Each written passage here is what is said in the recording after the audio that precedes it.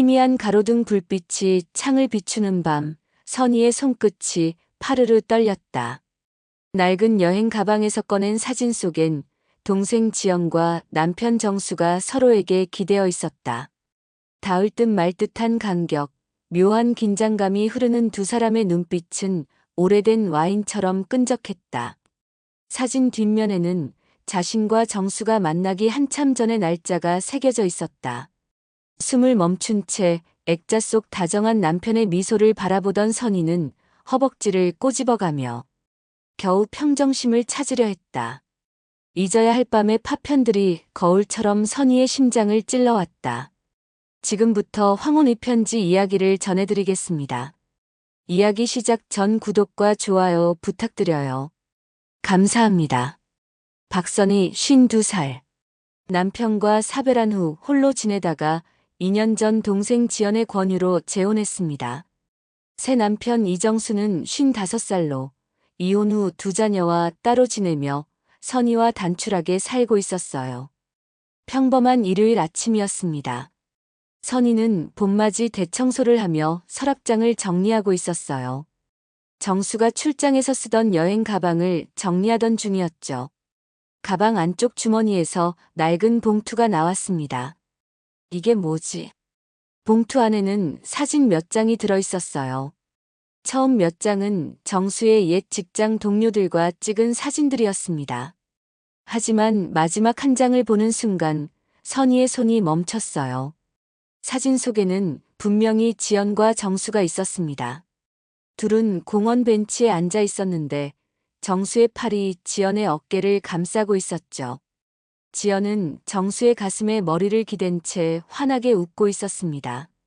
마치 오래된 연인처럼 자연스럽고 친밀한 모습이었어요. 설마, 그럴 리가. 선희는 사진을 뒤집어 봤습니다. 볼펜으로 적힌 날짜가 선명했어요. 2021년 10월 15일. 자신과 정수가 처음 만난 것은 2022년 5월이었습니다. 그보다 7개월이나 앞선 날짜였죠. 손이 덜덜 떨렸습니다. 사진을 다시 들여다봤어요. 분명히 지연이 맞았고 정수도 맞았습니다. 지연이 입고 있던 빨간 코트도 기억났어요. 작년에 선희가 생일 선물로 사준 그 코트였죠. 선희는 주저앉았습니다. 머릿속이 하얘졌어요. 동생과 남편이 자신보다 먼저 만났다는 사실, 그것도 이렇게 친밀한 모습으로 말이에요. 왜 말하지 않았을까? 왜 둘 다 모르는 척 했을까? 갑자기 지난 2년간의 기억들이 스쳐 지나갔습니다. 지연이 정수를 처음 소개할 때의 어색한 분위기, 가족 모임에서 서로를 의식하듯 피하던 시선들, 그리고 최근 들어 지연이 자신과 거리를 두려 했던 이유들이 퍼즐 조각처럼 맞춰지기 시작했어요. 현관문이 열리는 소리가 들렸습니다. 정수가 조깅해서 돌아온 것 같았어요. 선희는 서둘러 사진을 봉투에 넣고 서랍 깊숙이 밀어 넣었습니다. 여보, 나왔어요? 정수의 밝은 목소리가 들렸지만 선희는 대답할 수 없었어요. 목이 메어 있었거든요. 평온했던 일상이 한순간에 무너져 내리는 기분이었습니다. 선희는 며칠 동안 아무렇지 않은 척 연기했습니다. 하지만 마음속 깊은 곳에서는 의심의 불씨가 타오르고 있었어요. 사진의 진실을 알고 싶어 견딜 수가 없었죠. 목요일 오후 선희는 지연이 다니는 요가원 근처 카페에서 만나자고 연락했습니다. 평소처럼 자연스럽게 말이에요. 언니, 왜 갑자기? 무슨 일 있어? 지연은 요가복 차림으로 나타났습니다. 예전과 다름없는 밝은 모습이었지만 선희 눈에는 어딘가 어색해 보였어요. 그냥 보고 싶어서. 요즘 우리 자주 못 봤잖아. 커피를 주문하고 자리에 앉았습니다. 선희는 조심스럽게 화제를 꺼냈어요. 지연아, 너 우리 정수 오빠 언제 처음 봤지? 응? 왜 갑자기 그런 걸 물어? 지연의 표정이 순간 굳어졌습니다. 하지만 금세 억지로 웃음을 지었어요. 그냥 궁금해서. 내가 소개해줄 때가 처음이었나 싶어서. 당연히 그때가 처음이지. 언니가 소개해준 그날 말이야. 지연의 대답은 너무 빨랐습니다. 준비된 듯한 대답이었어요. 선희는 더 파고들어봤습니다. 그런데 정수 오빠가 그러던데 혹시 어디선가 본 것 같다고. 낯이 익다고 하더라. 아, 그럴 수도 있지. 서울이 넓다고 해도 결국 좁잖아. 지연은 의미심장한 미소를 지었습니다. 그리고 갑자기 시계를 봤어요. 언니 미안한데 수업 시간이 다 됐어. 옛날 얘기는 그만하고 우리 다음에 또 만나자. 서둘러 자리를 뜨는 지연의 뒷모습을 보며 선희는 확신했습니다. 뭔가 숨기는 게 있다는 것을 말이에요. 그날 밤 선희는 정수 옆에 누워 있으면서도 잠을 이룰 수 없었습니다. 정수의 균일한 숨소리가 평소보다 거슬렸어요. 거짓말을 하고 있는 사람의 숨소리 같았죠. 새벽 2시경 정수의 휴대폰에서 메시지 알림이 울렸습니다. 화면에 지연이라는 이름이 떴어요. 선희의 심장이 빨라졌습니다. 정수는 깊게 잠들어 있는 것 같았어요. 선희는 조심스럽게 휴대폰을 확인하려 했지만 잠금 해제가 필요했습니다. 비밀번호를 모르는 상황이었죠. 다음 날 저녁 정수가 샤워를 하는 동안 전화가 걸려왔습니다. 발신자는 지연이었어요. 선희는 욕실 문 앞에서 정수의 통화를 엿들었습니다. 지연 씨. 네, 괜찮아요. 정수의 목소리가 평소보다 조심스러웠어요. 이번 주 금요일에 그곳에서 보죠. 네, 알겠습니다. 짧은 통화였지만 선희에게는 충분했습니다. 두 사람이 몰래 만날 약속을 잡은 것이 분명했어요. 그것도 자신 몰래 말이죠. 선희의 머릿속에는 끔찍한 생각들이 맴돌았습니다. 혹시 지금도 두 사람 사이에 무언가가 있는 건 아닐까? 자신은 그저 속이기 위한 허수아비에 불과한 건 아닐까? 금요일이 기다려졌습니다. 진실을 확인할 수 있는 날이니까요. 금요일 오후 3시.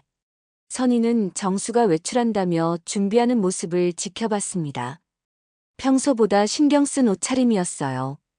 회색 셔츠에 검은 재킷, 그리고 선희가 선물한 시계까지 차고 있었죠. 여보, 친구들이랑 차 마시고 올게요. 저녁에 들어올게요. 정수는 자연스럽게 거짓말했습니다. 선희는 밝게 웃으며 대답했어요. 네, 조심히 다녀와요. 저도 친구들이랑 약속 있어서 나갈 예정이에요. 정수가 나간 지 10분 후 선희도 집을 나섰습니다.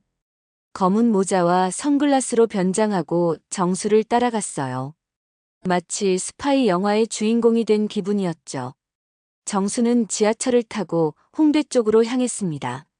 선희는 한 칸 떨어진 곳에서 조심스럽게 따라갔어요. 가슴이 두근거렸습니다.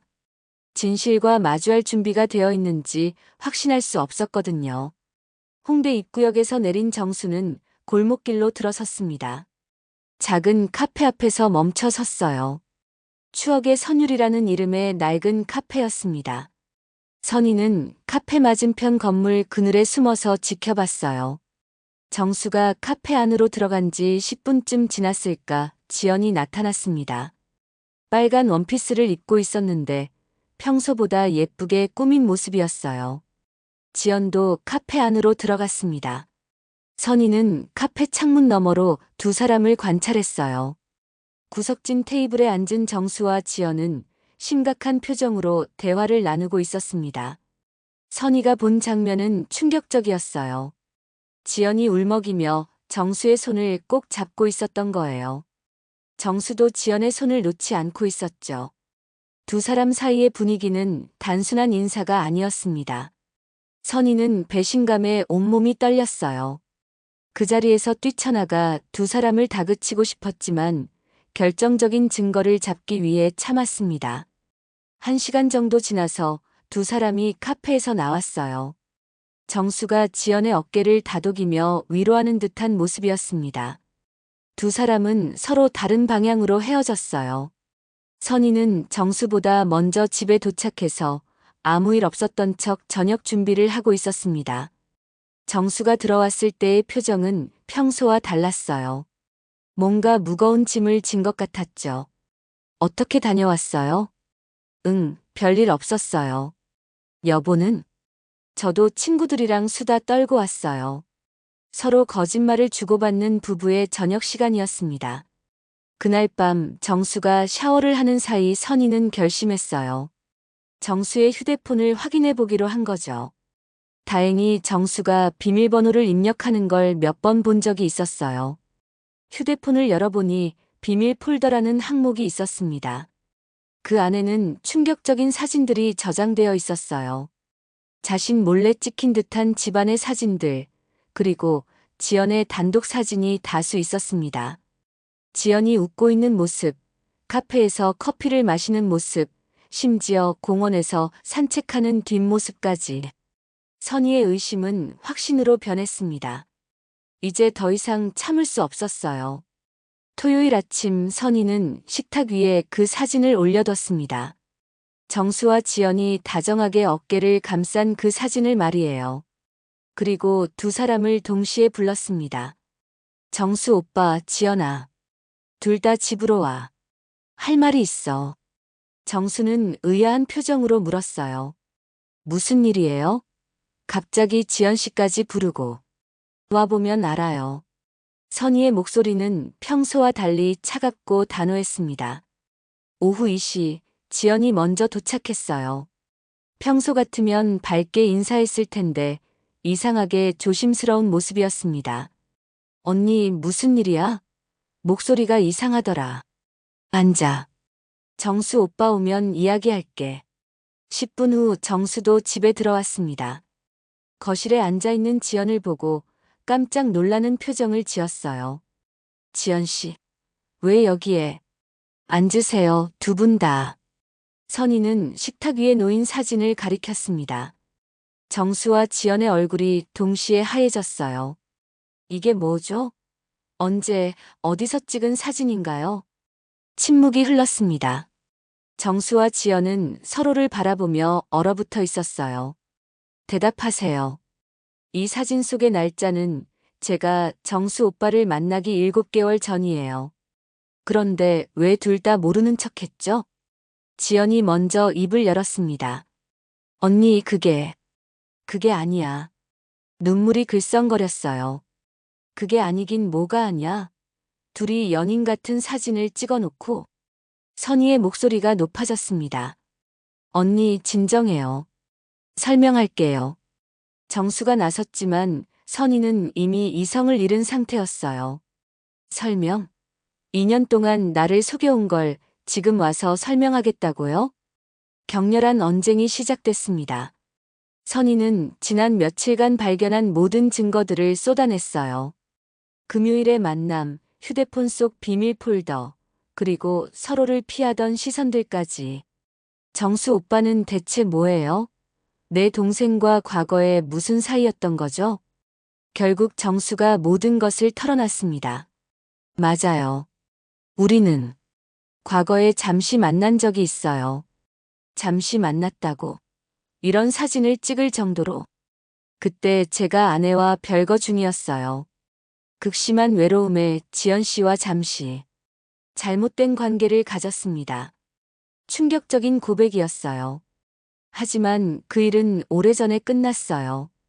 지금은 오직 당신만을 사랑해요. 선희는 웃음이 나왔습니다.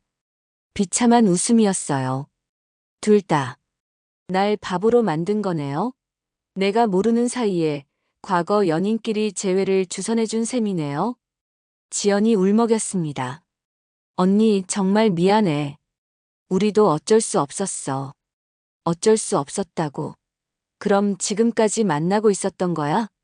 선희의 질문에 두 사람은 대답하지 못했어요. 그 침묵이 모든 걸 말해주고 있었습니다. 선희는 집을 뛰쳐나왔습니다. 폭풍 같은 감정에 휩싸인 채 거리를 헤맸어요. 비가 내리기 시작했지만 개의치 않았습니다. 온몸이 젖어가는 동안에도 계속 걸었죠. 머릿속이 하얗게 변했어요. 사랑한다고 믿었던 남편, 자신을 위해서라며 재혼을 권했던 동생. 모든 게 거짓이었습니다. 자신만 모르고 있었던 바보였던 거예요. 휴대폰이 울렸습니다. 정수에게서 온 전화였지만 받지 않았어요. 지연에게서도 연달아 전화가 왔지만 마찬가지였습니다. 선희는 무의식 중에 한 곳으로 향하고 있었어요. 회사 상사였던 도연의 아파트 앞이었습니다. 도연은 선희의 옛 연인이자 현재 직장 상사였어요. 54살의 독신 남성으로 선희가 재혼하기 전까지 종종 만나던 사이였죠.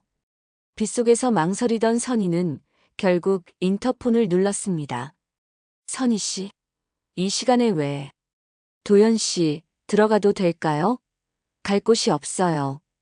도연은 선희의 상태를 보고 놀랐어요. 온몸이 젖은 채 눈물 자국이 역력한 모습이었거든요. 들어와요. 무슨 일이에요? 따뜻한 수건을 건네받으며 선희는 모든 걸 털어놨습니다. 사진 발견부터 오늘의 대결까지. 도연은 조용히 들어주었어요. 힘들었겠네요. 차라도 한 잔 드세요. 도연이 건넨 따뜻한 차를 마시며 선희는 조금씩 진정됐어요. 하지만 마음속 깊은 곳의 배신감과 분노는 여전했습니다. 나는 뭐였을까요? 두 사람 사이의 방해물이었나요? 그렇게 생각하지 마세요. 선희 씨는 아무 잘못이 없어요. 도연의 위로가 따뜻했습니다.